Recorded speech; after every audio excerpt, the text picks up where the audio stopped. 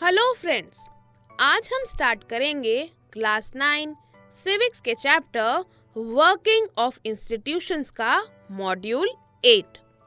Friends, last module में हमने आपको बताया था पॉलिटिकल एंड परमानेंट एग्जीक्यूटिव के बारे में। हमने पॉलिटिकल और परमानेंट एग्जीक्यूटिव को डिटेल में समझ लिया था। चलिए आज इस मॉड्यूल में हम पढ़ें प्राइम मिनिस्टर और काउंसिल ऑफ मिनिस्टर्स के बारे में। तो फ्रेंड्स, सबसे पहले बात करते हैं प्राइम मिनिस्टर की। फ्रेंड्स, प्राइम मिनिस्टर जो कि हेड ऑफ द गवर्नमेंट हैं, यानी कि हेड ऑफ द एग्जीक्यूटिव हैं, वो सबसे इम्पोर्टेंट पॉलिटिकल इंस्टीट्यूशंस हैं। जी हाँ, प्राइम मिनिस्टर जो कि हेड ऑफ द गवर्नमेंट है, मतलब हेड ऑफ द गवर्नमेंट तो है ही, हेड ऑफ द गवर्नमेंट यानी हेड ऑफ द एग्जीक्यूटिव है ही, लेकिन उसके साथ साथ सबसे इम्पॉर्टेंट पॉलिटिकल इंस्टीट्यूशन भी हैं हमारी कंट्री में। फ्रेंड्स, बट ये अजीब बात है कि प्राइम मिनिस्टर को चुनने के लिए कोई डायरेक्ट इलेक्शंस नहीं है, बल्कि प्रेसिडेंट अपॉइंट करते हैं प्राइम मिनिस्टर को।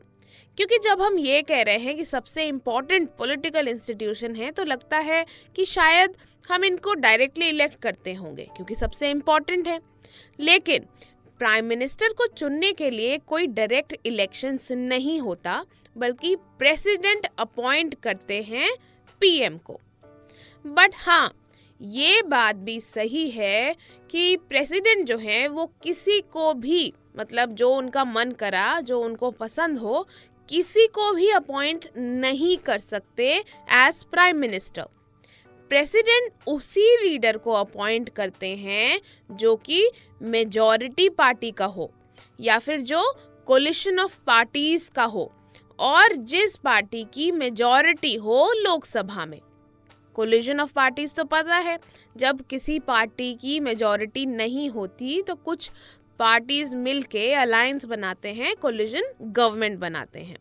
तो प्राइम मिनिस्टर का जो चुनाव होता है, यानी प्रेसिडेंट चुनते हैं, अपॉइंट करते हैं प्राइम मिनिस्टर को, तो उसी लीडर को वो अपॉइंट करते हैं जो मेजॉरिटी पार्टी या तो कोलिशन ऑफ पार्टीज का हो और जिस पार्टी की मेजॉरिटी हो लोकसभा में। उसी लीडर को एज पीएम अपॉइंट करा जाता है प्रेसिडेंट द्वारा। फ्रेंड्स, अगर ऐसा केस हो जहां कोई भी सिंगल पार्टी या फिर अलायंस को मेजॉरिटी नहीं मिले, तो फिर प्रेसिडेंट उस पर्सन को अपॉइंट करते हैं जिसको मेजॉरिटी सपोर्ट मिलने के मेजॉरिटी चांसेस हो, मोस्ट चांसेस हो, मतलब one who is likely to get the majority support. तो उसको प्रेसिडेंट फिर चुनते हैं, अपॉइंट करते हैं। यानी फ्रेंड्स, प्रेसिडेंट उसे अपॉइंट करते हैं जो मेजॉरिटी पार्टी का लीडर हो या फिर जिस लीडर को लोकसभा में मेजॉरिटी मिले। मोटा मोटी हम ये कह सकते हैं। फ्रेंड्स, पीएम का कोई फिक्स्ड टेन्योर या टाइम या फिर टर्म नहीं होता। कोई fix time period prime minister का नहीं होता। प्राइम मिनिस्टर कंटिन्यू करते हैं पावर में रहना एज लॉन्ग एज वो लीडर हैं मेजॉरिटी पार्टी या कोलिशन के। यानी कि प्राइम मिनिस्टर तब तक पावर में रहेंगे जब तक वो उस पार्टी के लीडर हैं जो मेजॉरिटी जिसको मिल रही है। यानी कि हम कह सकते हैं फ्रेंड्स, जैसे जनरल इलेक्शंस होते हैं, कब होते हैं? हर 5 साल में। तो सपोज हर 5 साल में जनरल इलेक्शन हुए और 5 साल बाद वही पार्टी दोबारा गवर्नमेंट में आ गई, तो प्राइम मिनिस्टर भी वही रहेंगे, वही रह सकते हैं। मतलब although it depends on the party, but PM continue करेंगे पावर में रहना अगर वही पार्टी दोबारा जीत गई। और अगर वो पार्टी नहीं रही पावर में तो फिर कोई और पीएम बन जाएगा। तो इसलिए हम कह रहे हैं कि कोई फिक्स टेन्योर पीएम का नहीं है। फ्रेंड्स, पीएम के अपॉइंटमेंट के बाद बात आती है अदर मिनिस्टर्स की। यानी खाली प्राइम मिनिस्टर से तो काम चलेगा नहीं। हमने आपको बोला था कि हम प्राइम मिनिस्टर और काउंसिल ऑफ मिनिस्टर्स के बारे में पढ़ेंगे। तो अब हम धीरे धीरे बढ़ रहे हैं काउंसिल ऑफ मिनिस्टर्स की तरफ। तो प्राइम मिनिस्टर का अपॉइंटमेंट हो गया, अब प्रेसिडेंट अपॉइंट करेंगे अदर मिनिस्टर्स को और जो मंत्री हैं उनको। कैसे करेंगे? On the advice of the prime minister, यानी कि जो प्राइम मिनिस्टर की एडवाइस होगी उसको बिल्कुल ध्यान में रखते हुए प्रेसिडेंट अपॉइंट करते हैं अदर मिनिस्टर्स को। फ्रेंड्स, जो मिनिस्टर्स अपॉइंट किए जाते हैं वो यूजुअली मेजॉरिटी पार्टी या कोलिजन से होते हैं, जिसकी लोकसभा में भी मेजॉरिटी होती है, तो वहां से होते हैं मिनिस्टर्स। प्राइम मिनिस्टर जो हैं वो फ्री होते हैं मिनिस्टर्स को चूज करने के लिए, यानी प्रेसिडेंट अपॉइंट तो कर रहे हैं, प्रेसिडेंट मंत्रियों को अपॉइंट कर रहे हैं, लेकिन इसमें जो मेजर रोल है वो पीएम का है, क्योंकि आपने भी सुना हुआ होगा कि पीएम और उनकी काउंसिल ऑफ मिनिस्टर्स, वो इसलिए कहते हैं कि पीएम का रोल बहुत ज़्यादा इम्पॉर्टेंट होता है मिनिस्टर्स को चूज़ करने में। तो पीएम फ्री होते हैं मिनिस्टर्स को चूज़ करने के लिए, बट हाँ, उनका एमपी होना यानी कि मेंबर ऑफ पार्लियामेंट होना ज़रूरी है। जिसको भी वो मंत्री बना रहे हैं उसको मेंबर ऑफ पार्लियामेंट होना ज़रूरी होता है। लेकिन फ्रेंड्स, कभी कभी कोई पर्सन जो मेंबर ऑफ पार्लियामेंट नहीं है वो भी मिनिस्टर बन सकता है, अगर प्राइम मिनिस्टर चाहे तो। वो अगर कहें कि भाई इसको मिनिस्टर बनना चाहिए, बहुत उनको मतलब टैलेंट किसी में दिखता है, कोई कैपेबल है, तो वो उनको भी मिनिस्टर बना सकते हैं। बट ऐसे पर्सन को within 6 months of appointment as minister, अगर उनका अपॉइंटमेंट हो गया एज मिनिस्टर, तो विद इन 6 महीने उनको इलेक्टेड होना पड़ेगा one of the houses of parliament में, यानी कि ही और she has to get selected to one of the houses of parliament, यानी या तो लोकसभा में इलेक्टेड हो जाए या तो राज्यसभा में इलेक्टेड हो जाए। और ये कब होगा? With in 6 months of appointment उनको ये करना होना, ये चीज़ ज़रूरी है। और फ्रेंड्स, इन्हीं मिनिस्टर्स को, मतलब इस बॉडी ऑफ मिनिस्टर्स को ऑफिशियल नाम दिया गया है काउंसिल ऑफ मिनिस्टर्स का। तो ये जो भी मिनिस्टर्स अपॉइंट किए गए by the president and with the major advice of the PM, इसी बॉडी ऑफ मिनिस्टर्स को काउंसिल ऑफ मिनिस्टर्स कहा जाता है। और फ्रेंड्स, इस बॉडी में यूजुअली 60 से 80 मिनिस्टर्स होते हैं ऑफ डिफरेंट रैंक्स। तो हमने क्या क्या पढ़ा? हमने पढ़ा कि प्राइम मिनिस्टर सबसे इम्पॉर्टेंट पॉलिटिकल इंस्टीट्यूशन है हमारी कंट्री में। प्रेसिडेंट अपॉइंट करते हैं प्राइम मिनिस्टर को, जो कि अपने मन से नहीं करते, बल्कि उस लीडर को करते हैं जो मेजॉरिटी पार्टी या फिर कोलिजन ऑफ पार्टीज का हो और जिसके पास मेजॉरिटी हो लोकसभा में। फ्रेंड्स, प्राइम मिनिस्टर का कोई फिक्स टर्म, फिक्स टेन्योर नहीं होता। जब तक वो लीडर है मेजॉरिटी पार्टी या फिर कोलिजन के, तब तक वो पावर में रहना कंटिन्यू करते हैं। पीएम के अपॉइंटमेंट के बाद प्रेसिडेंट अपॉइंट करते हैं अदर मिनिस्टर्स को पीएम की एडवाइस लेके। प्राइम मिनिस्टर फ्री होते हैं मिनिस्टर्स को चूज करने के लिए एज लॉन्ग एज वो मेंबर्स ऑफ पार्लियामेंट हों।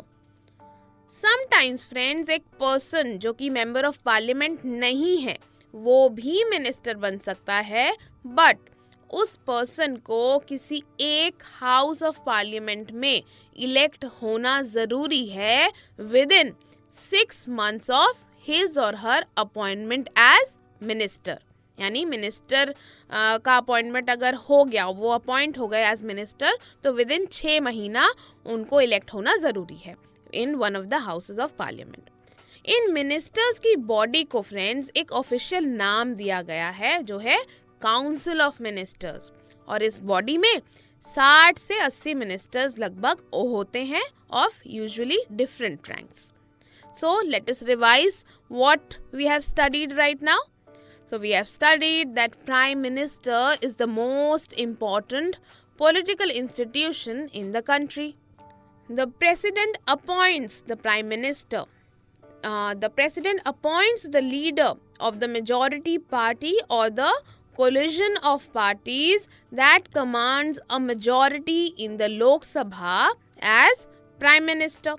The prime minister does not have a fixed tenure.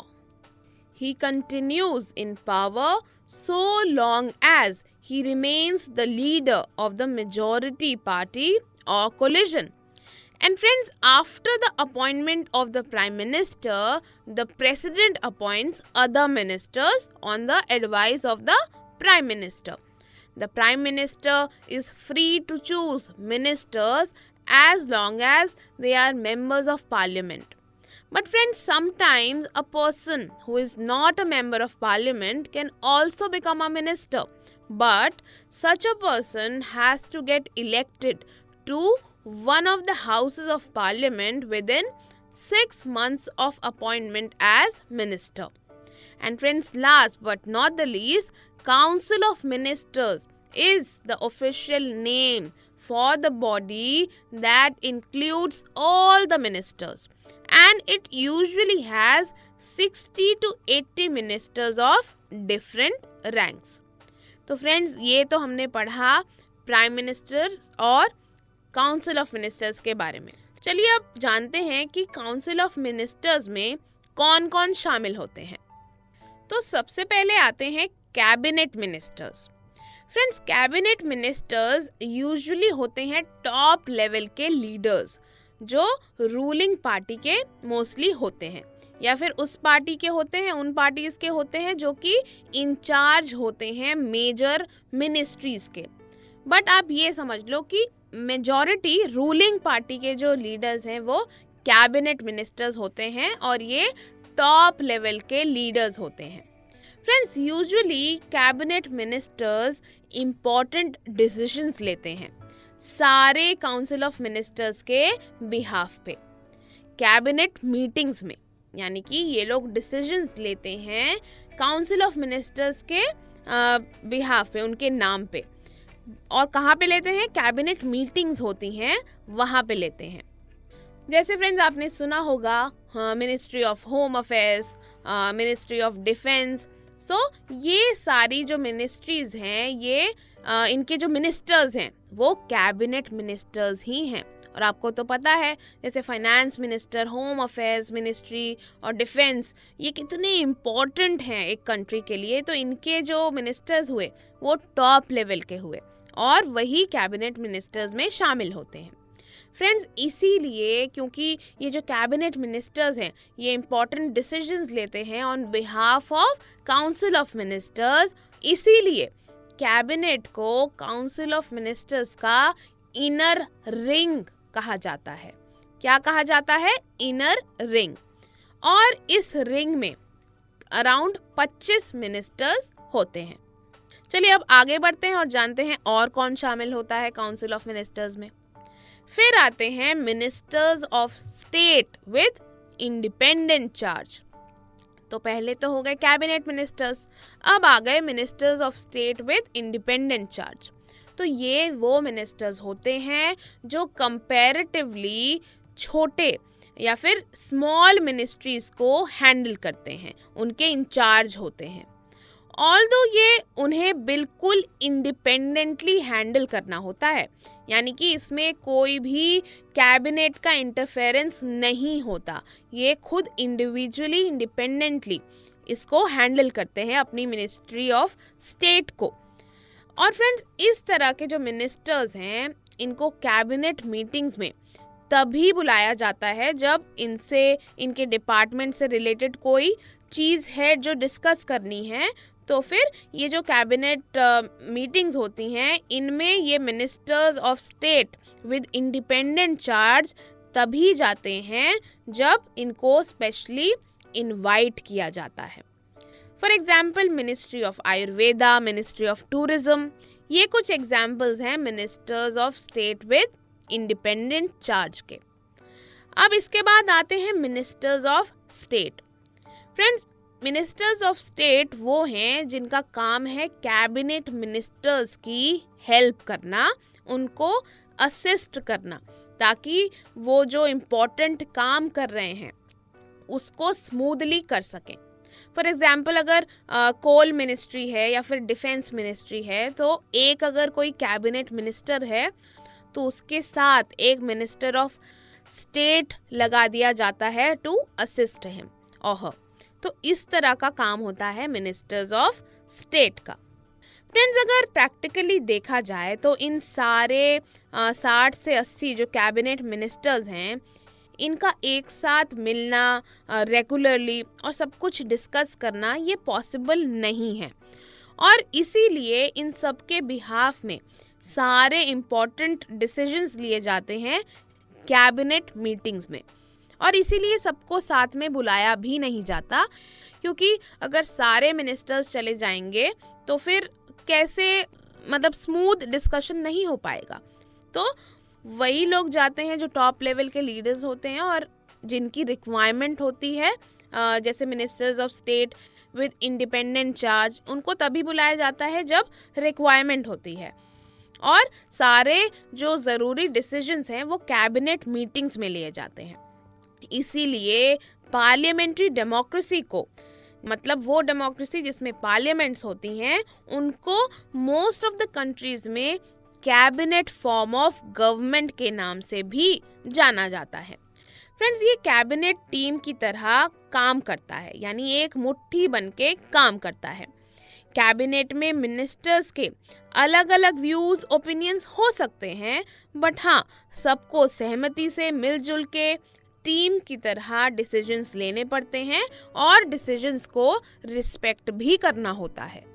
Friends, her ministry के पास सेक्रेटरीज होते हैं जो कि सिविल सर्वेंट्स होते हैं, और ये सेक्रेटरीज ज़रूरी बैकग्राउंड इंफॉर्मेशन प्रोवाइड करते हैं मिनिस्टर्स को, जो उनका डिसीजन मेकिंग प्रोसेस और आसान बनाती है। फ्रेंड्स, कैबिनेट टीम को असिस्ट करते हैं कैबिनेट सेक्रेटेरिएट। इनमें कई सीनियर सिविल सर्वेंट्स या कहें सिविल ऑफिसर्स इंक्लूडेड होते हैं, जो ट्राई करते हैं to coordinate the working of different ministries. तो फ्रेंड्स, ये था काउंसिल ऑफ मिनिस्टर्स के बारे में कुछ डिटेल्स कि कौन कौन होता है और कैसे यहाँ पे काम चलता है। तो एक बार रिवाइज कर लेते हैं। काउंसिल ऑफ मिनिस्टर्स में कैबिनेट मिनिस्टर्स आते हैं जो यूजुअली टॉप लेवल लीडर्स होते हैं, यानी कि रूलिंग पार्टी के ये लीडर्स होते हैं, और ये लोग मिलते हैं, इम्पोर्टेंट डिसीजंस लेते हैं काउंसिल ऑफ मिनिस्टर्स के बिहाफ पे, और इनको इनर रिंग कहा जाता है काउंसिल ऑफ मिनिस्टर्स का। और फ्रेंड्स, कैबिनेट में अराउंड 25 मिनिस्टर्स होते हैं। फिर आते हैं ministers of state with independent charge. ये यूजुअली इंचार्ज होते हैं स्मॉलर मिनिस्ट्रीज के। ये तभी पार्टिसिपेट करते हैं कैबिनेट मीटिंग्स में जब इनको इनवाइट किया जाता है। और फिर आते हैं मिनिस्टर्स ऑफ स्टेट, जिनका काम है असिस्ट करना कैबिनेट मिनिस्टर्स को। फ्रेंड्स, कैबिनेट जो है वो एक टीम की तरह काम करता है और सारे इम्पोर्टेंट डिसीजंस कैबिनेट मीटिंग्स में लिए जाते हैं। सारी मिनिस्ट्री के पास सेक्रेटरीज होते हैं जो सिविल सर्वेंट्स होते हैं, जो हेल्प करते हैं मिनिस्टर्स को डिसीजंस लेने में, उनको इन्फॉर्मेशन प्रोवाइड करके। कैबिनेट एज अ टीम इनको असिस्ट करते हैं कैबिनेट सेक्रेटेरिएट, जिसमें सीनियर सिविल सर्वेंट्स इंक्लूडेड रहते हैं, और ये कोऑर्डिनेट करते हैं मिनिस्ट्रीज की वर्किंग को। So let us revise once again. So friends, cabinet ministers are usually top level leaders of the ruling party. Usually the cabinet ministers meet to take decisions in the name of the council of ministers. Cabinet is thus the inner ring of the council of ministers, and it comprises about 25 ministers. Then comes ministers of state with independent charge. They are usually in charge of smaller ministries. They participate in the cabinet meetings only when specially invited. And then comes ministers of state. They are attached to and required to assist cabinet ministers. So, the Council of Ministers comprises cabinet ministers, ministers of state with independent charge and ministers of state. Friends, the cabinet works as a team and important decisions are taken by them in cabinet meetings. Every ministry has secretaries who are civil servants. The secretaries provide the necessary background information to the ministers to take decisions. The cabinet as a team is assisted by the cabinet secretariat. The cabinet secretariat includes many senior civil servants who try to coordinate the working of different ministries. तो friends, ये था हमारा आज का module और हमने इस module में प्राइम मिनिस्टर और काउंसिल ऑफ मिनिस्टर्स के बारे में डिटेल में जान लिया है और अगले मॉड्यूल में हम प्राइम मिनिस्टर के पावर्स के बारे में आपको बताएंगे। तो चलिए अब इस मॉड्यूल की एक्सरसाइजेस कर लेते हैं।